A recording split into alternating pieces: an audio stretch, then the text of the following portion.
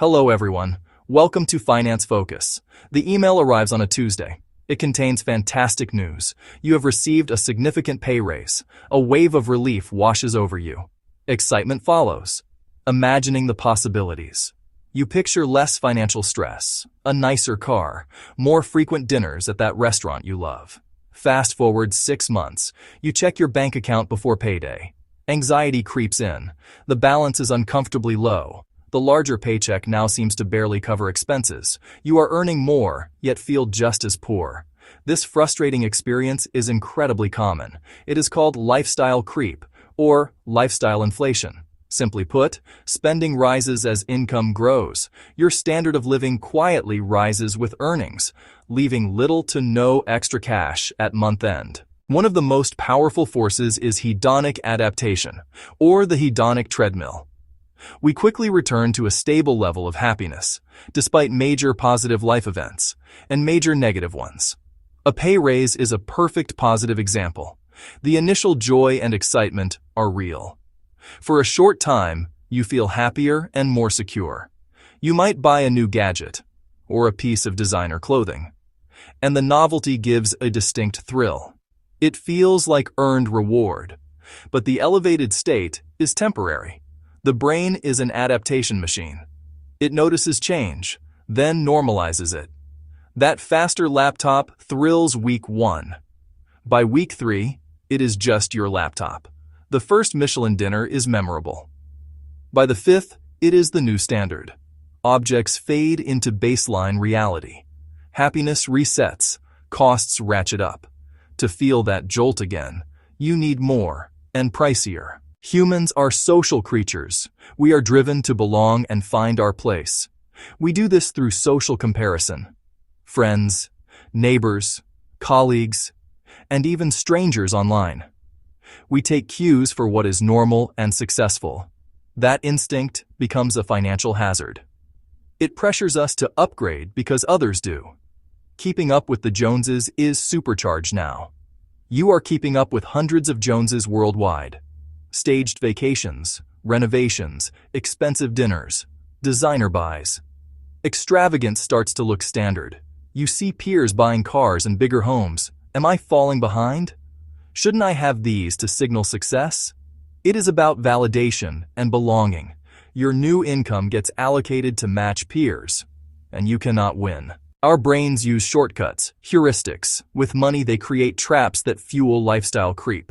One is anchoring. We lean on the first number we see.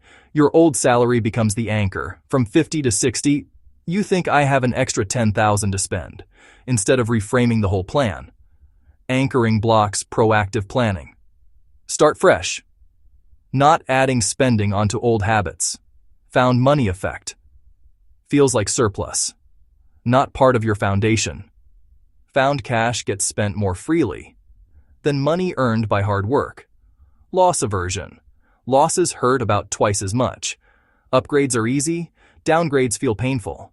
Premium coffee, bigger place, weekly delivery become baseline. Giving them up feels like loss. Present bias urges you to spend now. Psychological biases matter, but so do external forces. Inflation erodes purchasing power. Prices rise even as pay does. If your raise is 5%, but costs climb 4%, rent, groceries, gas, healthcare, your real raise is small. You are mostly treading water.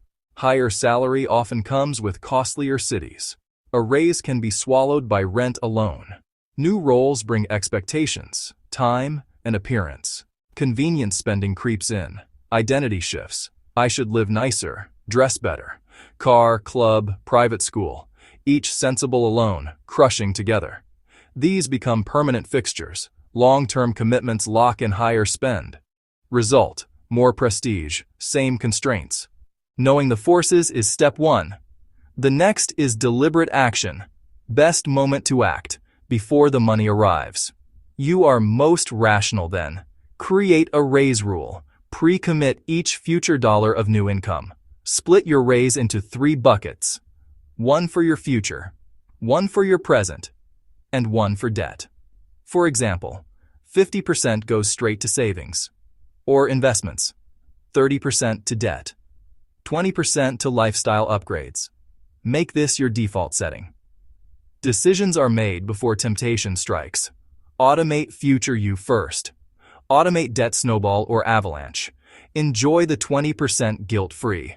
You get satisfaction now and security later. Set a $100 threshold and a 30-day pause. Write it down. Say, not yet. Let the urgency fade and rationality return. Creep happens when you upgrade everything at once. 1,000 small expenses drain income. Choose strategy over drift. Pick 1 or 2 areas to improve. Maximize value, happiness, and convenience per dollar. If you sleep a third of your life, invest in a great mattress and bedding you use daily. Long commute? Upgrade reliability. Or comfort to reduce stress. Be selective and intentional. Channel extra income into one tangible benefit. Better than dozens of minor trinkets. Then pause other upgrades for a year. Enjoy without raising your baseline. Lifestyle creep is usually many tiny charges. Silent leaks in your financial boat. Twice a year, audit your spend. Trace subscriptions, memberships, autopays. Still using that gym? 3 streamers. Watch one? Forgotten app charges? Small amounts add up. Cancel a few and free $50 $100 monthly. Redirect to goals that matter. Build conscious spending awareness. Plug the leaks sinking your budget. Social life is a stealthy creep vector. Activities get progressively expensive. Redefine socializing on purpose. Propose potlucks, games, hikes, picnics. Quality time beats price tags. We began with paycheck shock, earning more, feeling no richer. It is predictable, not personal failure. The hedonic treadmill fades thrills.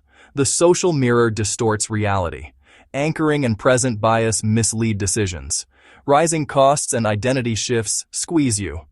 These forces are formidable, not final. The key is intentional money, not just more money. Be the architect, not a passive consumer. Create a raise rule. Pause before purchases. Upgrade strategically. Automate savings. Align money with values, not impulses. Income is a river. A raise is rain. Without channels, it overflows and vanishes. With channels, you irrigate, power, and store. Direct your river toward security, freedom, and peace. Thanks for watching, and don't forget to subscribe for more amazing videos.